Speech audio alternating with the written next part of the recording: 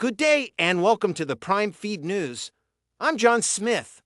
Convicted murderer and rapist Thabo Bester on Wednesday asked the court to consider imposing a death sentence on him and release his co-accused.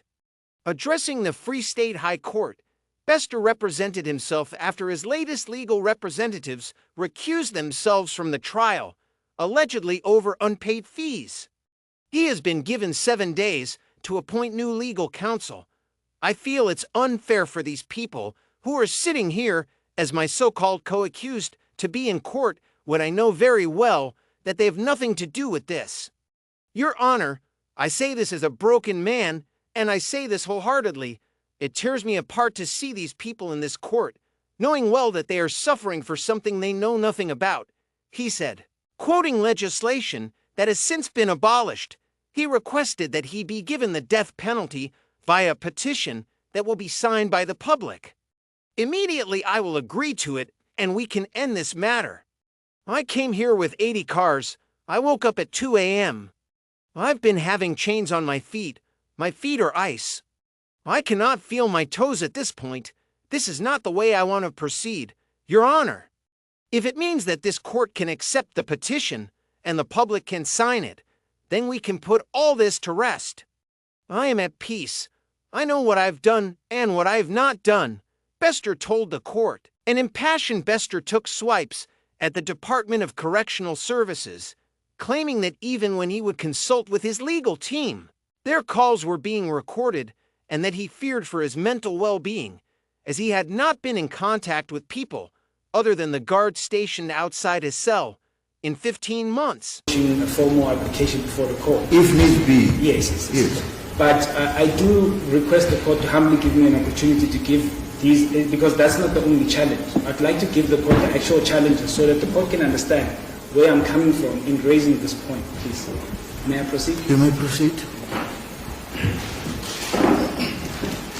Your Honor, I'm having a challenge in basically being able to consult, but not only consult, but access legal documentation from my incarceration currently.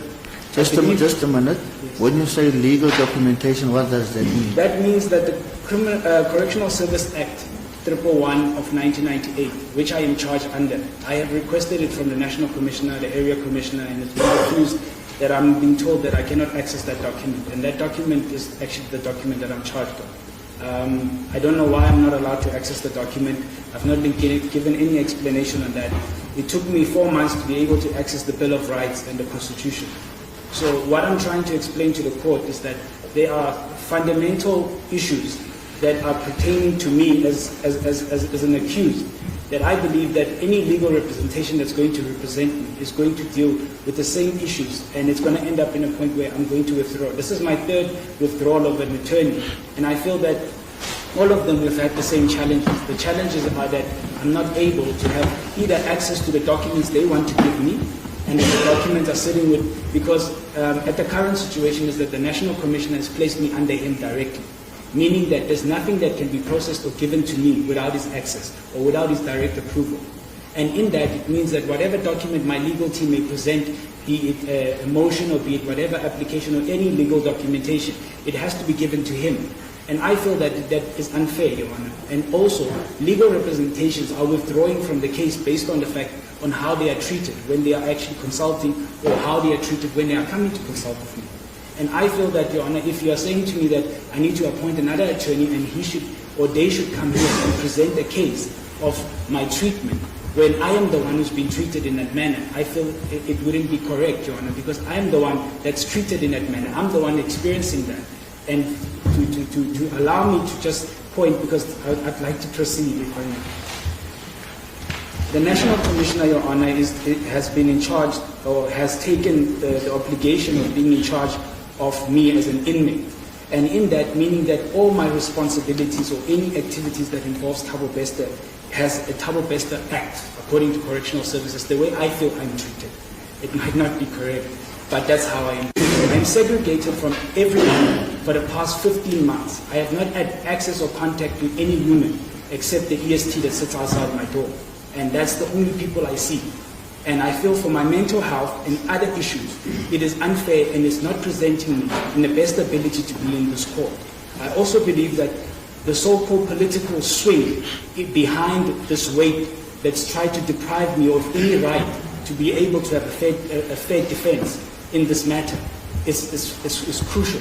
Your Honor, I shy away not from the fact that in the docket there's a statement that has been produced by the investigating officer who actually apparently has committed suicide, that says that I have said that the former president is the one who orchestrated this escape. And if you read the indictment, it has the former presidential protection unit as a witness, and also the matter of case that I've opened, the investigating officer in that matter is also a witness in this case. So meaning that, Your Honor, I am sitting in a situation where I, as a person, feel that I have no system or any place where else to bring my grievances than this court and myself. Because if I have to bring it before the prison, there's no one available to assist me. The National Commissioner has on public platform said he will address and have a meeting with me. This was 2 months when I got back into this country.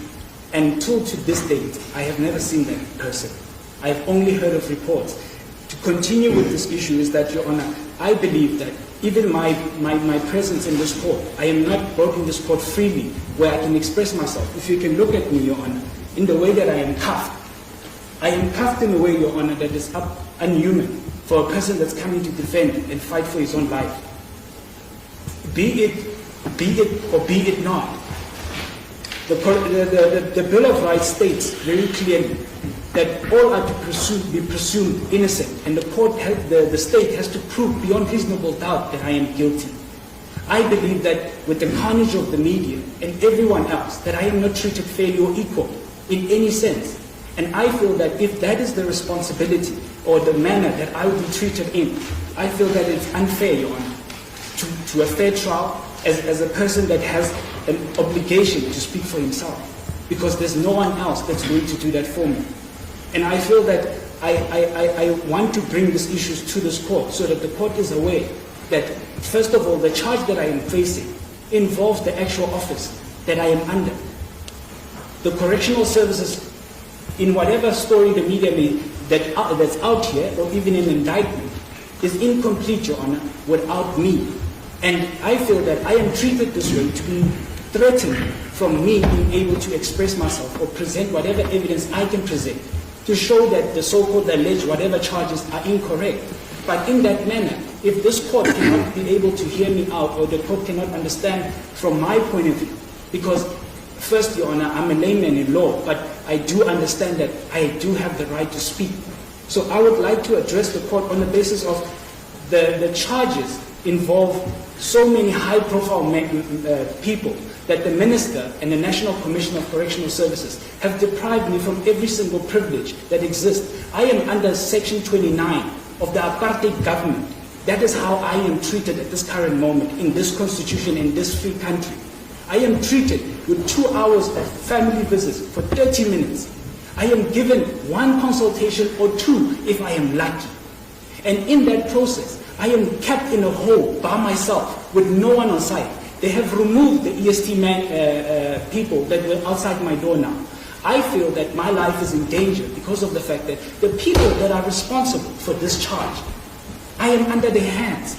How can I then be able to defend myself, Your Honor, if the court is not able to give me an ear in whatever issues I may be? The way that I am dressed is an issue. I have been forced to dress as such. I am not dressed. These clothes were bought for a purpose to come to court. I had to spend money to look like this. I have clothes in my bags that have whatever branding. I am not allowed to wear clothes that cost a certain amount. I was told that I can't wear clothes that are Louis Vuitton or whatever because it gives the wrong impression. So I am now being forced to follow laws based on impression, Your Honor. And this is not just one thing. It's several matters and several issues that lead to one person. And this is one person out of 300,000 inmates in South Africa. I feel that it's unfair. You understand, Your Honor? I feel that I'm out to speak because I'm going to appoint another legal team, and they're going to withdraw again. And I'm going to come back and say, Your Honor, but I have the same problem. I don't have a copy of the docket. I don't know what the docket is.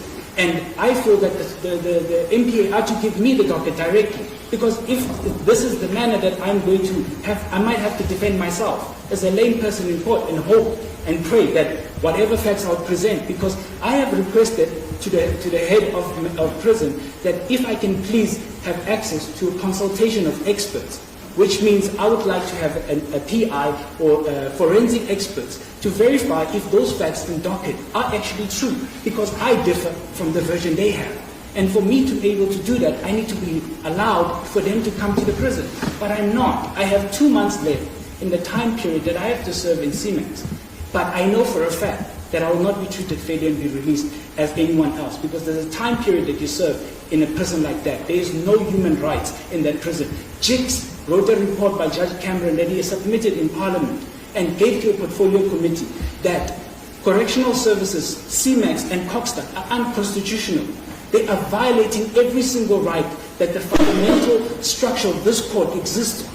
And I believe that if I don't speak for myself, who's going to do that for me? Because I'm going to come here and get a remind after a remind, and it's going to be as I want to delay this matter.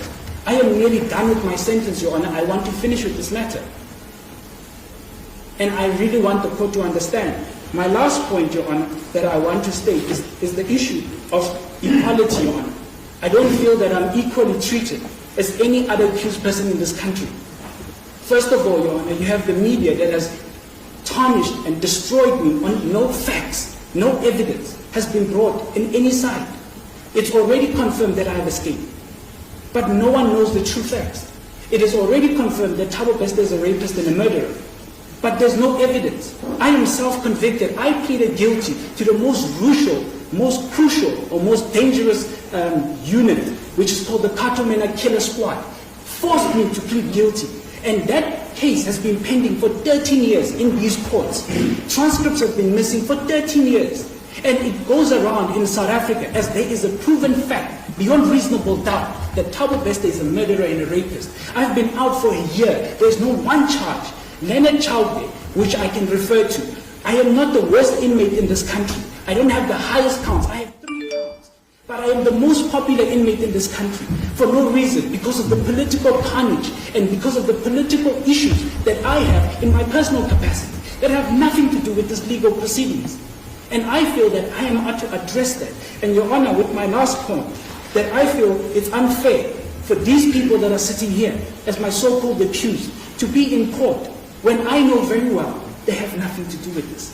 When I know very well that they were not present in any of these issues that are in this indictment. The people that are being protected by the investigating team are very clearly known. I have more than enough evidence to prove that this thing is much more than just an average people that are working at an institution called G4S that just decided on one day to release me. It's highly impossible for them to do that without political power or other high office involved in this issue. I have been out in South Africa, living my life for a year. I have not violated any human, but I am treated with the utmost, even in the legal fraternity, Your Honor. It's very difficult for me to appoint an attorney. Attorney would cancel brief on the base that say, I don't want to be associated with Thabo Bester because the media will attack me. I've had 5 counsels who told me that I would love to be in your case, but I'll be in the background, because I cannot be seen in front, because you are Thabo Bester. The media will destroy me, and the state will never give me any work. Is that anyhow how I should be treated when I am standing in trial, Your Honor? Is that equal to any other person that is standing in trial? My last point, Your Honor, is that under Section 2... This is your third last point. Let's make it this is the last point. Okay. Section 277 that was cancelled by the Constitutional Court as a death sentence. Your Honor, I say this as a broken man, and I say this wholeheartedly.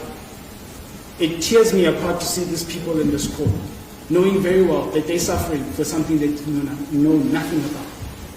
I request that the public, if they are so convinced, and if the prosecution is so convinced that I am the waste of these people's lives, that this section be enforced on a penalty or on a petition, that under the previous Act of Correctional Services, of Criminal Prosecution, Act 126 of 92, that a death sentence be given as a petition, that the public signs a petition and I be given a death sentence, and immediately I will agree to it. So we end this matter.